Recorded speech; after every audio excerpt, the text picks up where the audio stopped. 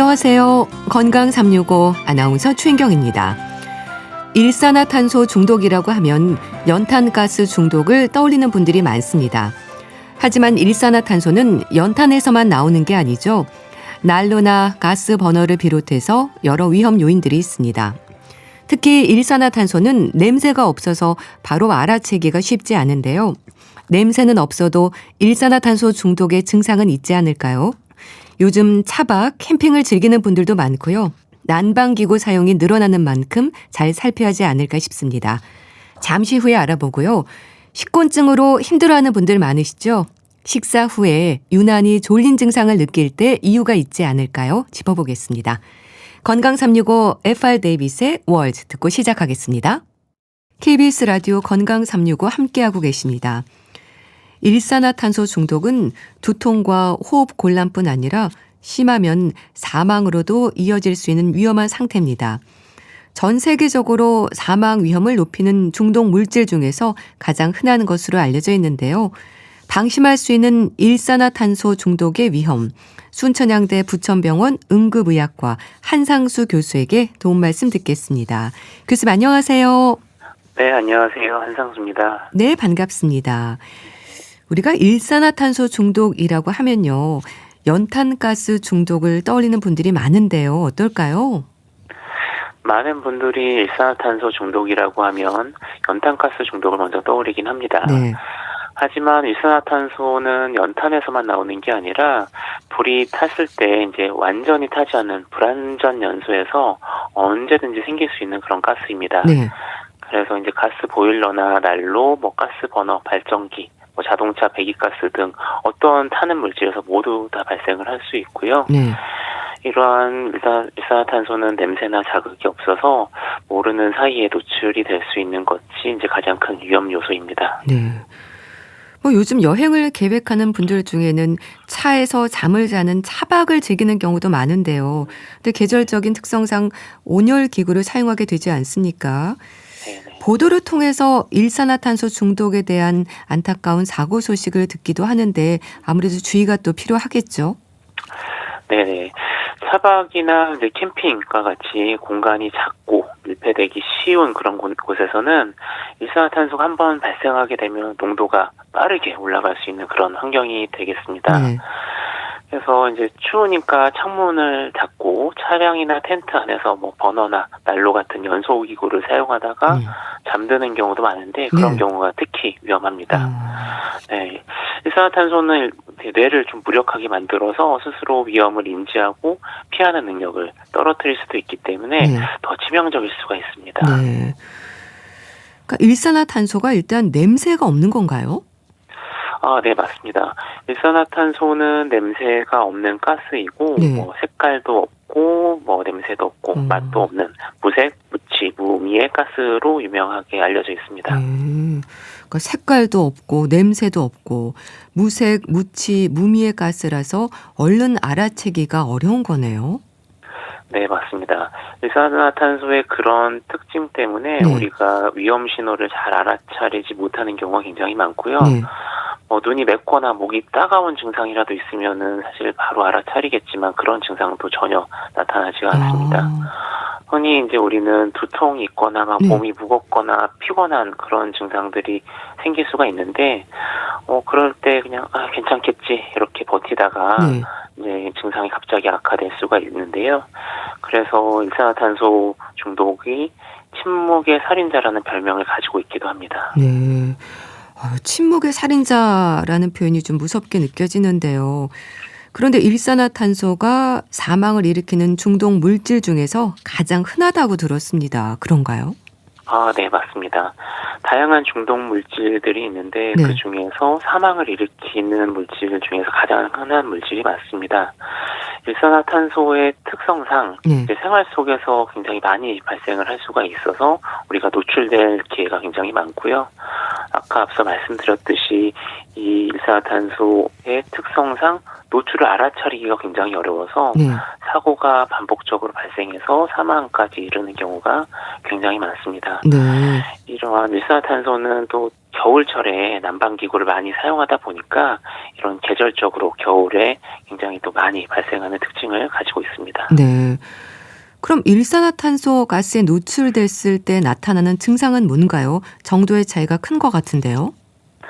네. 이제 일산화탄소 중독의 증상은 가벼운 것부터 매우 심한 것까지 다양하게 나타날 수가 있는데요. 네.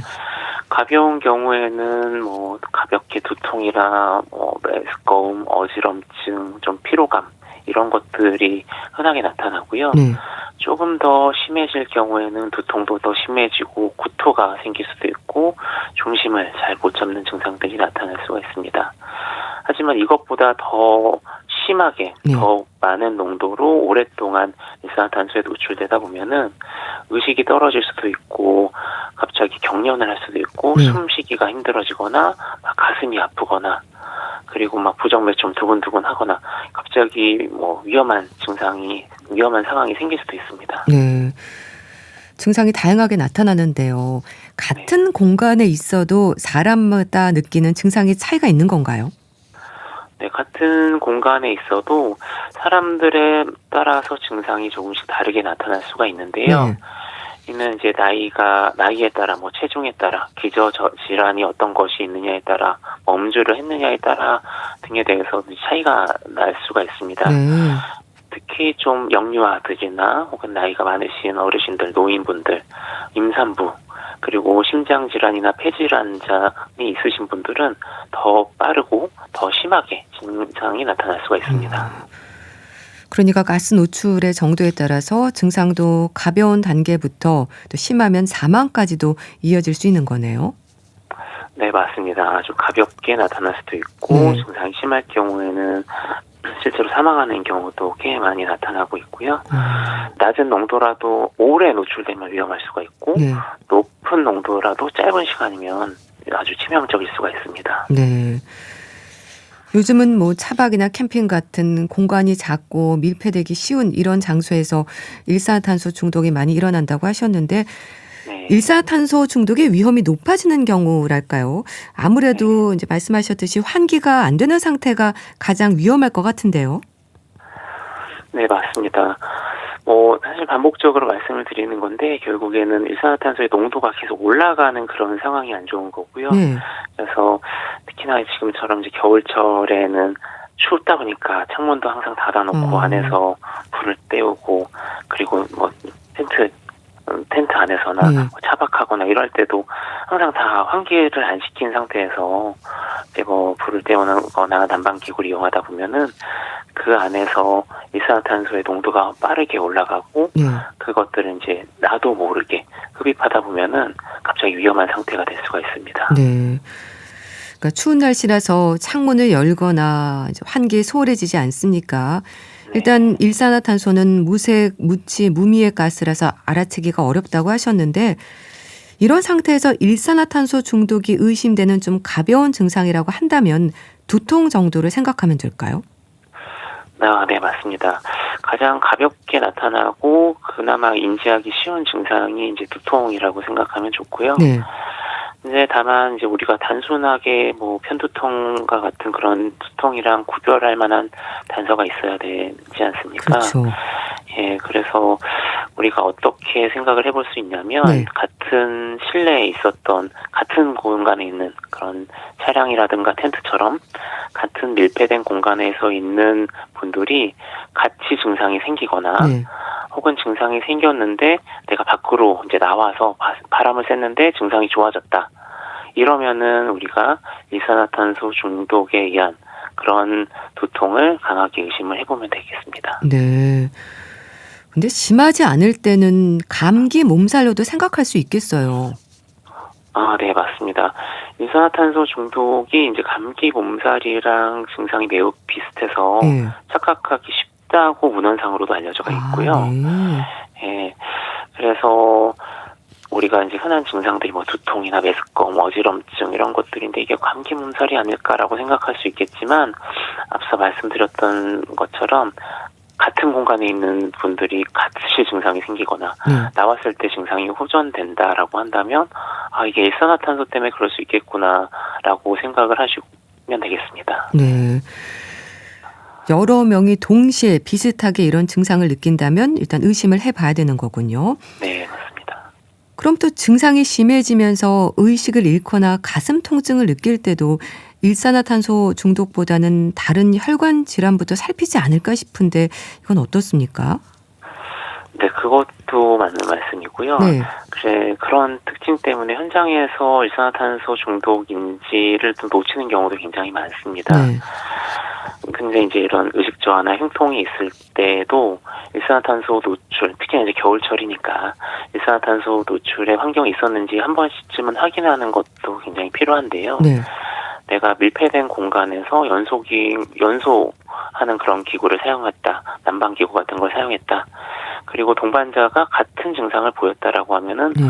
이게 일산화탄소 중독 때문에 발생한 증상일 수도 있겠다라고 고려를 해봐야 합니다. 네. 가슴 통증이라고 한다면 우리가 보통 심장 질환이 있을 때 그런 통증하고 비슷한 건가요? 네, 맞습니다. 일산화탄소도 결국에는 산소 운반을 저해시키기 때문에 네. 심장으로 가는 산소가 부족해지면서 어. 그런 허혈 증상이 나타나기 때문에 비슷한 증상으로 나타날 수가 있습니다. 네. 그럼 증상이 심해지면서 응급실에 도착하면 의료진은 가장 먼저 어떤 부분을 확인을 하시는 건가요? 특히 일산화탄소 중독이 의심되는 어떤 상황이 있을 것 같은데요. 네, 일산화탄소 중독이 사실 굉장히 난해한 경우가 많아요. 네. 그 의심을 하지 않으면 놓치는 경우도 많아서 병력 청취를 굉장히 잘 하려고 노력을 합니다. 실제 겨울철에는 이런 밀폐된 공간에서 난방기구를 이용했는지를 저희가 많이 물어보고요. 네. 그런 것들이 있었다라고 한다면은 일산화탄소가 헤모글로빈에 붙으면서 문제가 생기는 건데요. 네.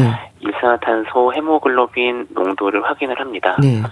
그래서 바로 혈액 검사를 통해서 그 농도를 확인하는데 정상적으로는 5% 이내, 흡연하시는 분들은 10% 이내까지가 정상 농도입니다. 하지만 이보다 더 높게 일산화탄소 헤모글로빈 농도가 높다면 우리가 일산화탄소 중독을 강력하게 의심하고 바로 치료를 시행합니다. 네. 그럴 때 어떤 응급처치가 진행이 되는 건가요? 일단 몸에 있는 일산화탄소를 빼내야 하는 건가요? 네, 그렇죠. 가능한 한 빨리 고농도 산소를 공급을 하는데요. 네. 고농도 산소를 투여하게 되면은 혈액에 붙어 있는 일산화탄소가 더 빨리 떨어져 나갑니다. 네. 예, 그리고 또 필요에 따라서 2.5기압 이상의 고압에서 산소를 투여하는 고압산소 치료를 시행을 하기도 합니다. 네. 고농도 산소를 이렇게 공급해주면 효과가 바로 나타납니까? 고농도 산소를 주면은 네. 일산화탄소가 아무래도 빨리 빠져나가서 몸 안에서 배출되기 때문에 환자의 증상도 좀 더 빠르게 호전됩니다. 네. 고압 산소 치료도 좀 필수적일 수 있겠네요. 네, 고압산소 치료가 필수적이지는 않습니다. 왜냐하면 고압산소는 네. 말 그대로 압력을 대기압보다 2.5기압 이상 올리기 때문에 그로 인한 부작용도 있습니다. 압력이 높음으로써 고막이나 이런 데 문제가 생길 수 있기 때문에 네. 정말 필요한 사람한테만 시행을 하는데요. 네. 증상이 아주 심하거나 위험군일 경우에는 우리가 강력하게 좀 고려를 합니다. 예를 들면 이제 의식 저하가 있거나 실신했거나 막 가슴이 아팠다던가 그런 심한 증상이 있다던가 아까 이제 말씀드렸던 고위험군, 그러니까 소화, 역류화라던가 임산부, 그리고 실제로 저희가 혈액 검사를 했을 때 일산화탄소 헤모글로빈 수치가 굉장히 높게 나온다. 네. 이런 경우에는 고압산소 치료를 바로 진행합니다. 네. 또 필요할 경우에는 고압산소 치료도 진행이 된다고 하셨는데요. 한두 번으로 되는 게 아니라 여러 번 반복을 하게 되는 건가요? 고압산소 치료는 이제 환자분의 상태에 따라서 한 번만 해도 충분할 때가 있고 중독 정도가 심하고 증상이 좀 더 오래 가는 경우에는 여러 차례를 시행하는 경우도 있습니다. 치료 횟수에는 이제 환자에 따라서 또 굉장히 다르기 때문에 환자의 증상이나 검사 결과 그리고 경과에 따라서 조정을 하고 있습니다. 네. 참 이렇게 일산화탄소 중독에 대한 응급 치료를 통해서 문제가 해결돼도 부작용이나 후유증은 없습니까? 예전에 연탄가스 중독으로 몇 번 쓰러진 경험이 있는 분들 중에는요. 좀 머리가 나빠진 것 같다. 건망증이 심해졌다. 이런 말도 하시거든요. 네, 그렇죠. 일산화탄소 중독이 이제 문제가 되는 게 네. 급성기에서뿐만 아니라 이후에 후유증이 발생할 수 있다는 게 문제가 될 수가 있는데 기억력 저하라든가 네. 집중력 저하, 감정 변화 같은 문제가 생길 수도 있습니다. 이러한 증상이 일산화탄소에 노출되고 나서 이제 처음에는 치료가 완전히 됐는데 그 이후에 한 달 정도 후에 특히나 많이 발생하고 네. 이런 질환을 이제 지연성 신경학적 후유증이라고 부릅니다. 네. 치료 후에 좋아져도 후유증이 좀 남을 수 있는 거군요. 네, 맞습니다. 지연성 신경학적 후유증이라고 말씀하셨는데요. 그러니까 신경학적인 증상이 여러 형태로 나타날 수 있는 건가요? 네, 맞습니다. 사람에 따라서 굉장히 다양하게 나타나는데 네. 기억력이나 집중력 저하를 보이시는 분들도 있고 우울감이나 불안 그리고는 성격 변화 같은 이런 증상을 나타나는 경우도 있고 네. 좀 말이 느려지거나 파킨슨 환자들처럼 걸음걸이가 둔해진다던가 그 다양한 형태로 나타날 수가 있습니다. 네. 시간이 지나면서 좀 나아지는 건 아닌 건가요? 이것도 이제 사람들마다 조금 달라서 네. 완전히 좋아지시는 경우도 있고 음. 증상이 좀 굉장히 오랫동안 가시는 분들도 있고 나아지지 않는 분도 계십니다. 네. 그럼 일산화탄소 중독 사고를 당하고 어느 정도 시간이 지났을 때 후유증 여부를 살펴야 될까요? 가족들도 잘 관찰해야 하지 않을까 싶은데요. 네, 후유증은 빠르면 3일에서 나타나고 네. 길면은 6개월 이후까지 1년까지도 나타나는 경우가 보고되고 있습니다. 네. 보통은 근데 제 경험상으로는 한 달 정도 후에 가장 많이 나타났고요. 네.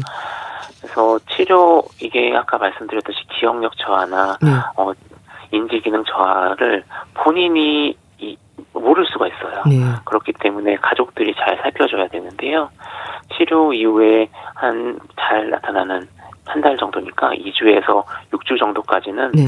본인도 인지를 하려고 노력하겠지만 본인이 인지를 못할 수 있으니 가족들이 인지 기능이 바뀌었다든가 행동이 좀 바뀌었다든가 보행이나 좀 말하는 게 좀 변한 것 같다라는 네. 것들을 잘 관찰해 주는 게 중요하고요. 네. 만약에 어떤 변화가 조금이라도 느껴지면은 바로 병원에 방문하셔서 평가를 받아보시는 것이 필요합니다. 네. 그러니까 치료 후에도 최소 2주에서 6주 정도는 특히 주의 깊게 지켜보셔야겠네요. 네, 맞습니다. 전열기구 사용이 많을 때라서 일상에서 조심을 해야 될 것 같은데요. 예방을 위해서 챙겨야 하는 부분들 짚어주세요. 네. 예방의 핵심은 밀폐된 공간에서 불을 태우는 그런 기구들을 사용하지 않는 것입니다. 네. 부득이하게도 이제 사용하게 된다면은 지속적으로 좀 환기를 해주시는 게 필요하고요. 네. 그리고 보일러나 난로나 연통가스 같은 것들은 정기적으로 점검을 해주고 차량은 시동을 켠 채로 이제 밀폐된 공간에서 오래 있으면 절대 안 됩니다. 네. 그리고 가능하다면은 일산화탄소 경보기를 설치하거나 캠핑할 때도 이제 일산화탄소 경보기를 휴대하시는 것도 큰 도움이 될 것 같습니다. 네. 그리고 마지막으로 밀폐된 공간에서 두통이나 어지럼증이 생겼을 때 별거 아니다라고 단정 짓지 말고 즉시 밖으로 나가서 이제 환기를 하는 것이 가장 중요한 초기 대응입니다. 네, 알겠습니다. 오늘은 일산화탄소 중독의 위험에 대해서 짚어봤는데요. 순천향대 부천병원 응급의학과 한상수 교수와 함께했습니다. 말씀 감사합니다. 네, 감사합니다. KBS 라디오 건강 365 함께하고 계신데요. 왁스의 엄마의 일기 듣고 다시 오겠습니다. KBS 라디오 건강 365 함께하고 계십니다. 유난히 식곤증으로 힘들어하는 분들이 있죠. 단순히 식사 후에 졸리는 증상뿐 아니라 다른 질환의 위험 신호는 아닐지 살펴볼 필요가 있지 않을까 싶습니다. 인제대학교 의과대학 가정의학과 김경호 교수에게 도움 말씀 듣겠습니다. 교수님 안녕하세요. 네, 안녕하세요. 식곤증은 이름대로 식사 후에 노곤해지는 증상인가요? 네, 그렇습니다. 식사 후에 좀 졸린다, 나른하다, 또 집중력이 떨어진다, 네. 이렇게 나타나는 식사 후에 나타나는 현상인데요. 특별한 병이 없으셔도 이제 많은 분들이 한두 번씩 경험할 수 있는 반응인데, 네. 어떻게 보면은 이 식곤증이라는 것이 이제 한 가지 원인에 의한 뭐 한 가지 현상이라기보다는 여러 가지 이 요인들이 복합적으로 겹쳐서 네. 사람마다 다르고 또 같은 사람이라고 하더라도 어떨 때는 또 괜찮고 해서 생리적인 신호일 수도 있지만 또 정도가 심하거나 너무 자주 반복된다면 몸의 이상 신호일 수도 있겠습니다. 네. 그런데 우리가 밥을 먹고 나면 왜 졸리는 걸까요?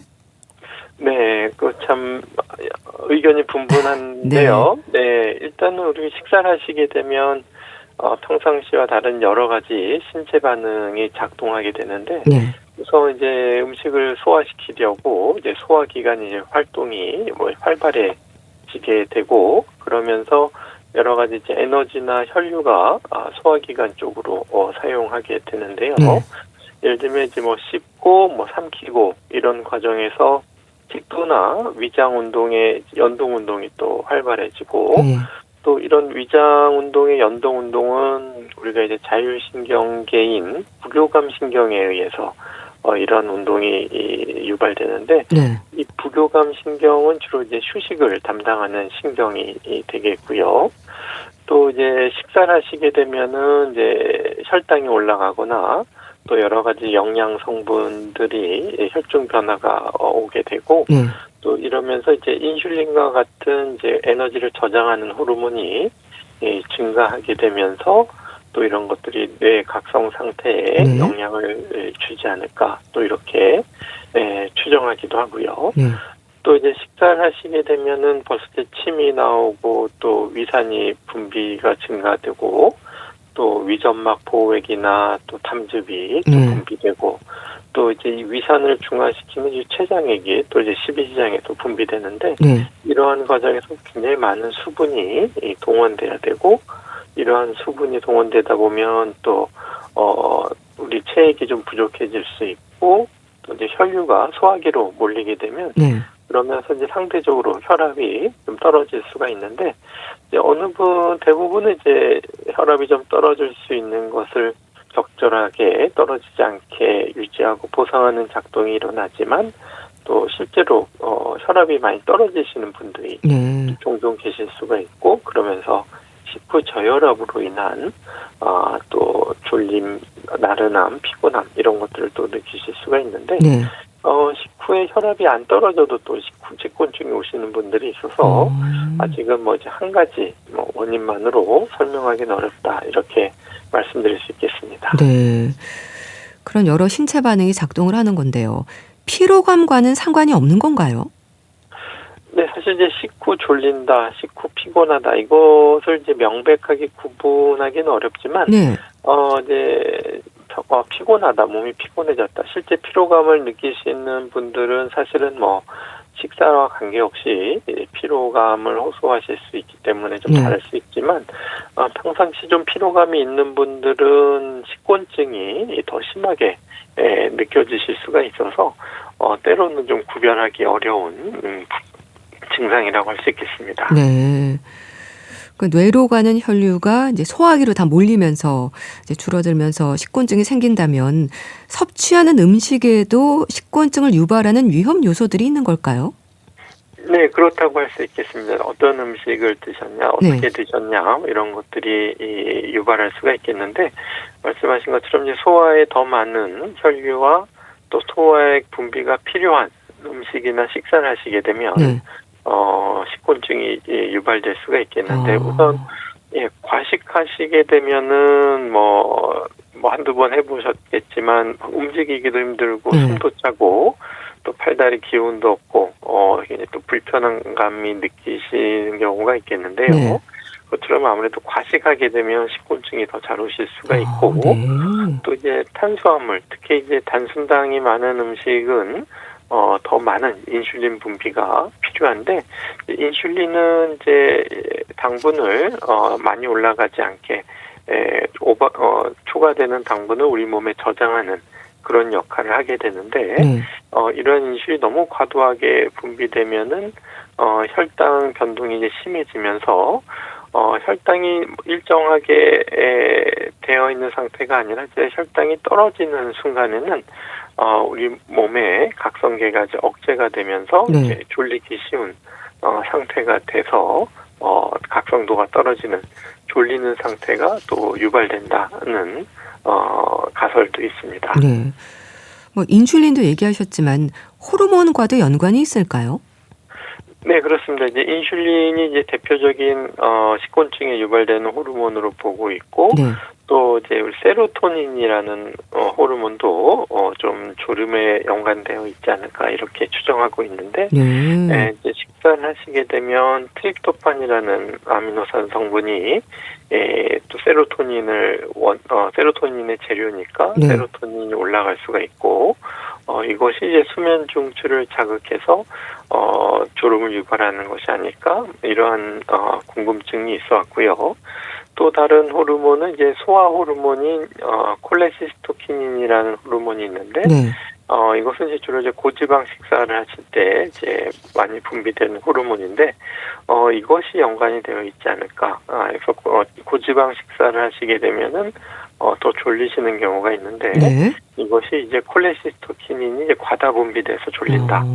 이런 가설이 있는데, 또 이제 일부 실험에서는 그렇다면 이제 콜레시스토키닌이라는 호르몬을 억제하는 약물을 주면 식곤증이 없어지지 않을까 하고 해봤더니, 또 이러한 약물을 써도 식후 졸림이 줄어들지 않았다. 오히려 더 졸리는 경우도 있다. 뭐 이렇게 봐서 이러한 그 소화 호르몬이 관여할 수 있지만 네. 전부는 아니다. 또 이렇게 보는 역할도 있어서 네. 여러 가지 호르몬이 추정되고 있지만 아직 확실한 원인이라고 지목되지는 않고 있습니다. 네. 그중에서 세로토닌은 흔히 행복 호르몬으로 불리지 않습니까? 그러니까 세로토닌이 올라가서 좀 수면 중추를 자극하면서 졸음이 온다는 거네요. 네, 그렇습니다. 이제 세로토닌은 우리 뇌에서 기분과 수면 조절에 그 조절을 하는 게 이제 중요한 신경 전달 물질인데, 네. 이제 식사 후에 이제 식품 속에 아미노산들, 특히 이제 트립토판이 혈액을 흡수되면서 이제 세로토닌으로 바꾸고, 네. 이 과정이 이제 뇌 각성 상태를 낮추고 졸음을 유발할 수 있지 않겠냐, 네. 뭐 이렇게 추정하는 보고도 있었습니다. 네. 이 세로토닌이 멜라토닌으로 변하기도 한다면서요? 네, 그렇습니다. 이제 세로토닌 일부는 이제 멜라토닌으로 전환되는 주요 성분이 될 수가 있는데, 네. 그러니까 이제 멜라토닌 하게 되면은 이제 밤이 되었다라는 정보를 뇌에 전달해서 수면을 유도하는 전환시키는 호르몬인데요.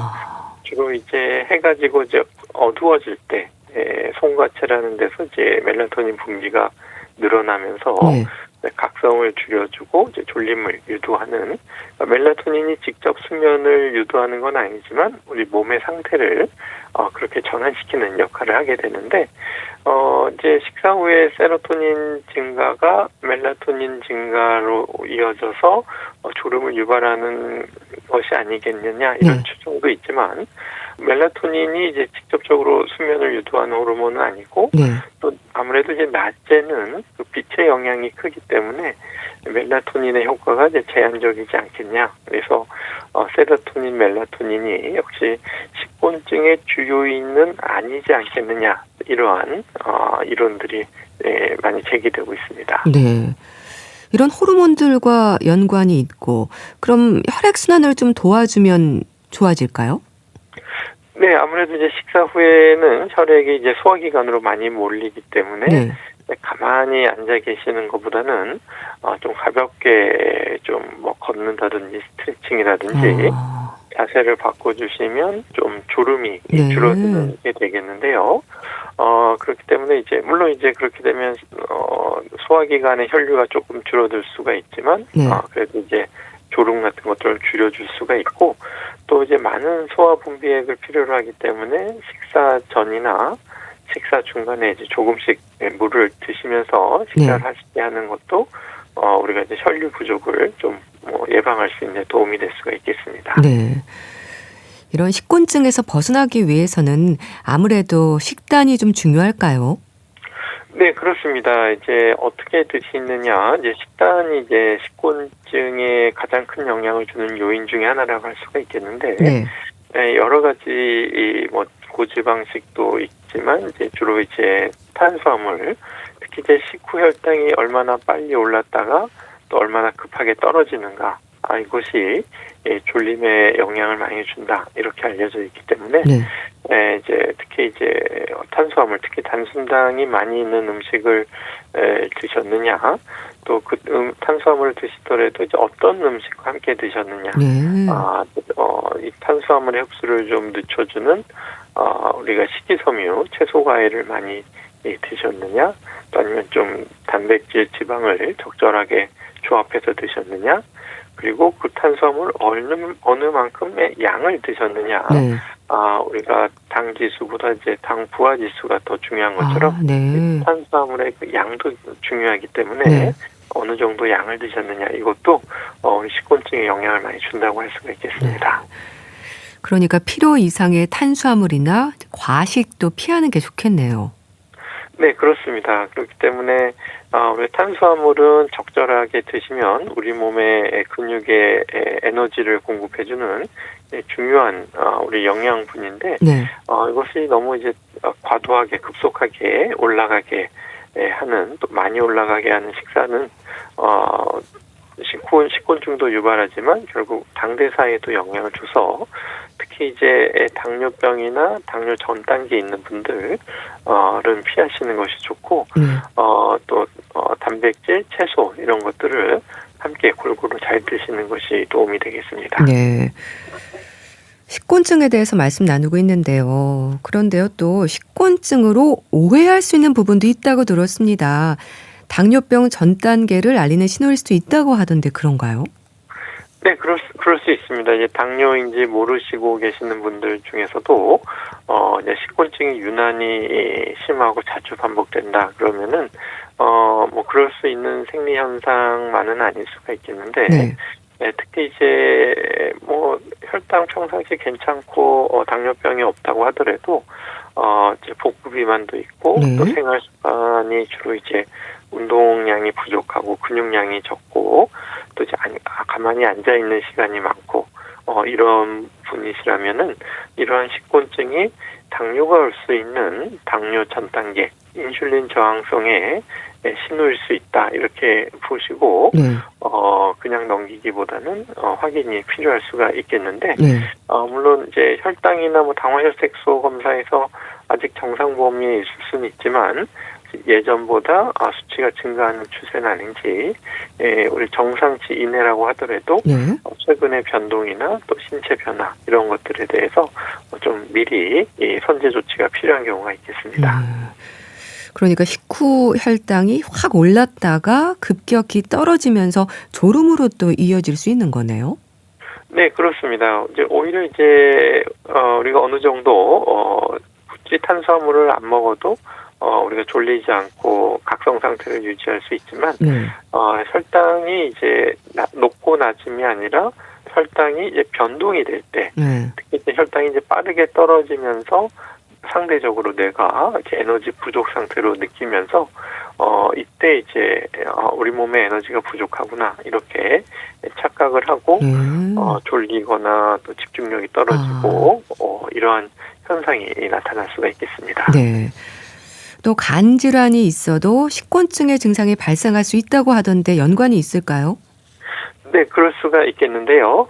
우선 이제 만성 간 질환, 이제 간은 우리 몸에 이제 여러 가지 독성 물질을 해독해주고, 네.